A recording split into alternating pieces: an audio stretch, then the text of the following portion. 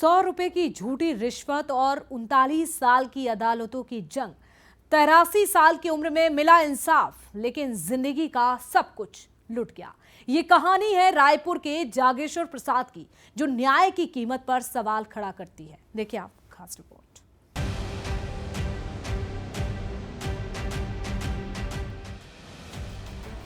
83 साल की उम्र, चेहरे पर गहरी झुर्रियां, आंखों में न थमने वाला दर्द और 39 साल तक कोर्ट कचहरी की थकावट, यही पहचान बन गई है रायपुर के बुजुर्ग जागेश्वर प्रसाद अवधिया की, जिन्होंने 100 रुपए की रिश्वत के झूठे केस में खुद को निर्दोष साबित करने की लड़ाई में पूरी जिंदगी गुजार दी।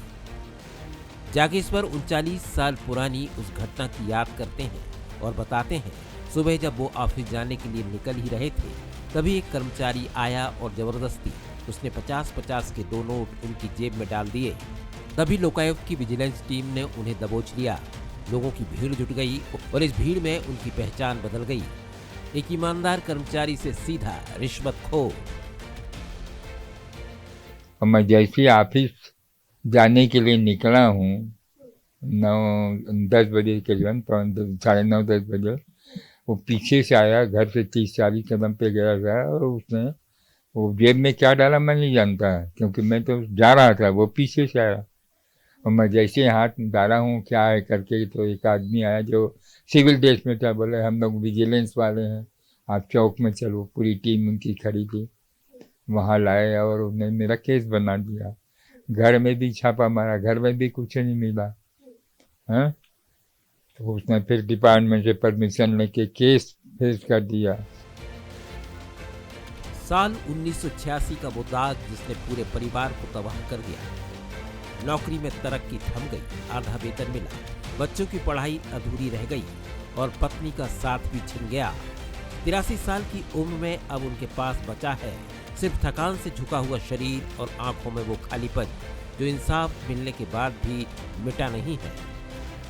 मैं बच्चों को पढ़ा नहीं सका, छोटे लड़की की शादी नहीं कर सका, ठीक से पढ़ाई नहीं हुई इनकी, उसके कारण नौकरी भी नहीं मिल पाई, क्योंकि हम लोगों का धंधा नौकरी करेंगे तो ज़िंदगी चलेगी। मैं नौकरी किया, मेरे बच्चे करते, तो आय का भी साधन खत्म हो गया, पढ़ाई भी खत्म हो गई, शादी भी नहीं कर पाया, अपमान अलग हुआ। घर भी जो रहता हूँ बाप दादाओं का है, पुराना मकान है, एक तो कमरा है, उसमें भी सारी व्यवस्था नहीं है, लेटिन की व्यवस्था भी नहीं थी, क्या बताएं आपको।